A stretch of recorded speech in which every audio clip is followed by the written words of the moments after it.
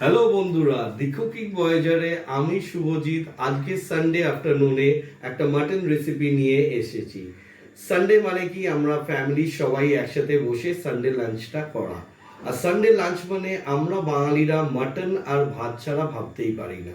চলুন আপনাদের সাথে একটা মাটনের রেসিপি শেয়ার করি।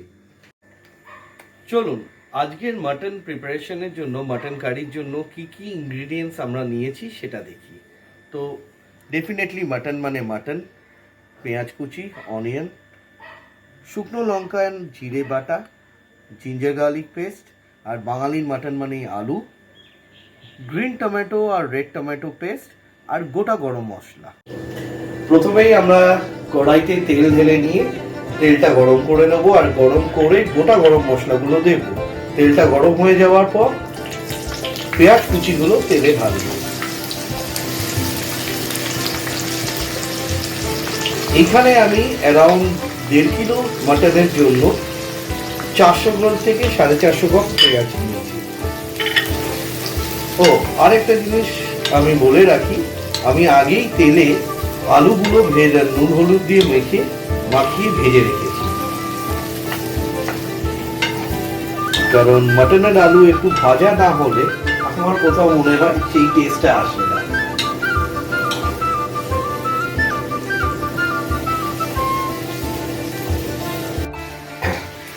পেঁয়াজগুলো যখন ট্রান্সলুসেন্ট হয়ে যাবে তখন মাটনটা মিক্স করব, এখানে ঢালবো, ধরে ভালো করে মাটনটা আমরা নাড়াবো, যেটা হিন্দুতে ভুনা করা বলে।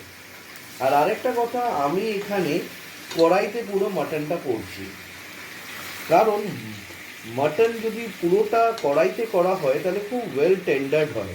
আমি মানছি যে একটু গ্যাস বেশি পড়ে, বাট স্টিল মাটনের জন্য এইটুকু স্যাক্রিফাইস আমি একটু করছি। আর আপনাদের অসুবিধা হলে ডেফিনেটলি আপনারা প্রেশার কুকারে করতে পারেন, কোনো ইস্যুস নেই।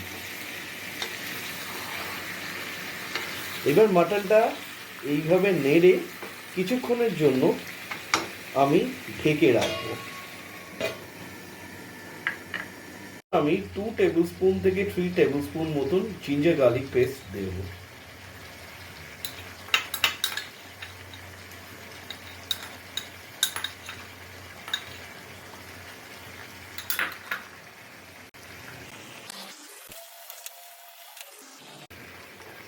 জিঞ্জার গার্লিক পেস্টটা দিয়ে আবার অ্যারাউন্ড 5 মিনিটস মতন মাংসটা কষাতে দেব, লো টু মিডিয়াম আঁচে।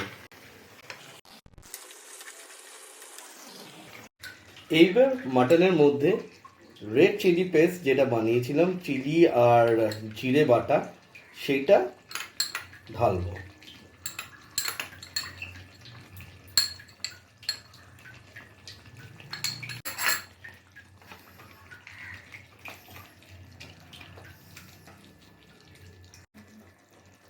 এবার একটু টারমারিক পাউডার মানে হলুদ গুঁড়ো,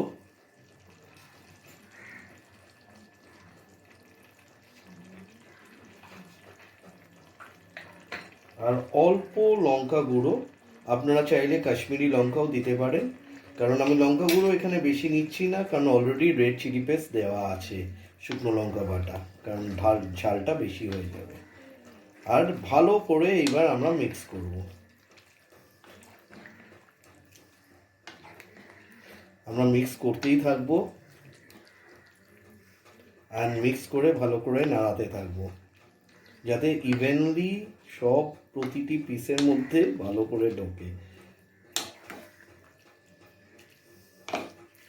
তো বন্ধুরা, আপনাদের শীতের ছুটি কেমন কাটছেন? কোথাও বেড়াতে যাচ্ছেন, বা কোথা থেকে বেরিয়ে এলেন নাকি? শীত মানেই তো আমাদের পিকনিক আর বেড়াতে যাওয়া, ছোটবেলায় তো তাই হতো, এখন হয়তো কাজের চাপে সেগুলো একটু কমে গেছে, কিন্তু সত্যি ঠান্ডা পড়লেই কোথাও মনে হয় যেন কোথাও বেরু করে আসি।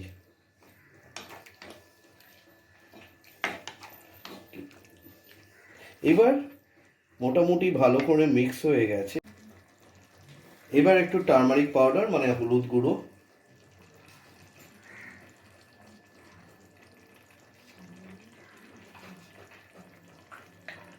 আর অল্প লঙ্কা গুঁড়ো।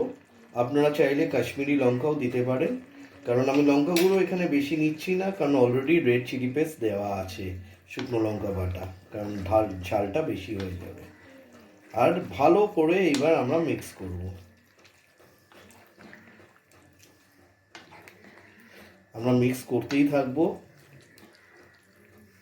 আর মিক্স করে ভালো করে নাড়াতে থাকবো, যাতে ইভেনলি সব প্রতিটি পিসের মধ্যে ভালো করে ঢোকে। তো বন্ধুরা, আপনাদের শীতের ছুটি কেমন কাটছেন? কোথাও বেড়াতে যাচ্ছেন বা কোথা থেকে বেরিয়ে এলেন নাকি? শীত মানেই তো আমাদের পিকনিক আর বেড়াতে যাওয়া। ছোটবেলায় তো তাই হতো, এখন হয়তো কাজের চাপে সেগুলো একটু কমে গেছে। কিন্তু সত্যি ঠান্ডা পড়লেই কোথাও মনে হয় যেন কোথাও বেরু বেরু করে আসি।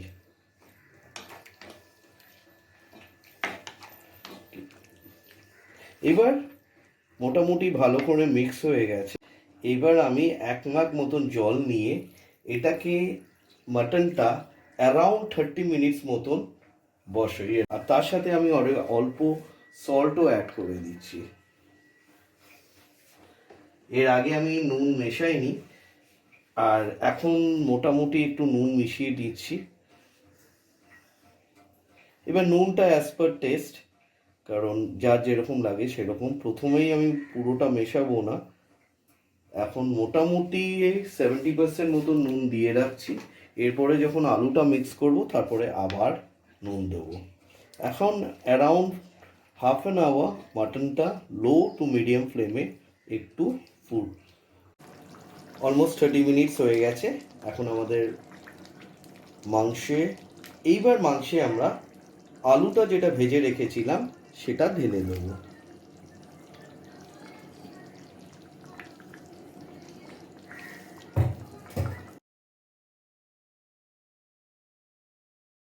যেটা green tomato and red tomato পেস্টটা নিয়েছিলাম, পেস্টটা মিক্স করব।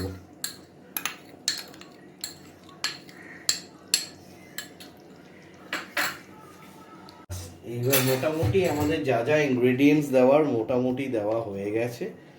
এইবার ভালো করে মাটনের সাথে মিক্স করতে হবে।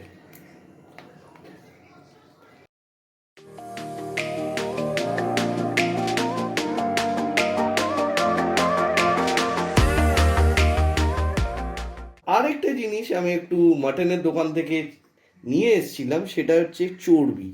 এবার চর্বি একটু এনে, যেহেতু মাটন হচ্ছে আমি মানছি একটু রিচ হয়ে যাচ্ছে, অ্যান্ড কোলেস্টেরলের কালো প্রবলেম থাকলে এটা উচিত না, তবু মাটনে না একটু মাটনের চর্বি না থাকলে ঠিক ভালো লাগে না।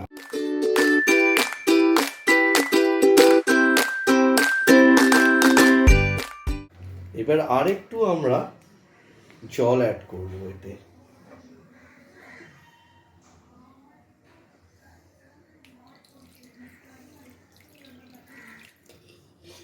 এবার একটু নুন মিশিয়ে নেবো, আর একটু নুন দেব। আপনারা একটু বুঝে দেবেন, যেমন যার যেরকম দরকার সেরকম। ব্যাস মোটামুটি না আমরা স্টিয়ার করে নিয়েছি। এইবার আমরা এটাকে অ্যারাউন্ড 45 মিনিটস মতন ঢেকে কষাবো। মনে হয় মোস্ট প্রবাবলি উইদিন 45 মিনিটস এটা হয়ে যাবে।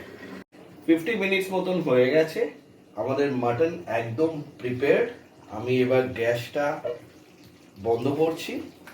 ওফ, কালারটা তো দারুণ এসছে। এই দেখুন আমাদের mutton curry, Sunday mutton curry বলতে পারেন, একদম রেডি। আলুও দেখুন কি সুন্দর সিদ্ধ হয়ে গেছে।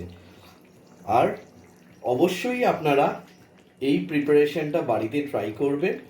আর যদি আপনাদের ভালো লাগে তো please like, share and subscribe আমার চ্যানেল দি কুকিং ভয়েজার।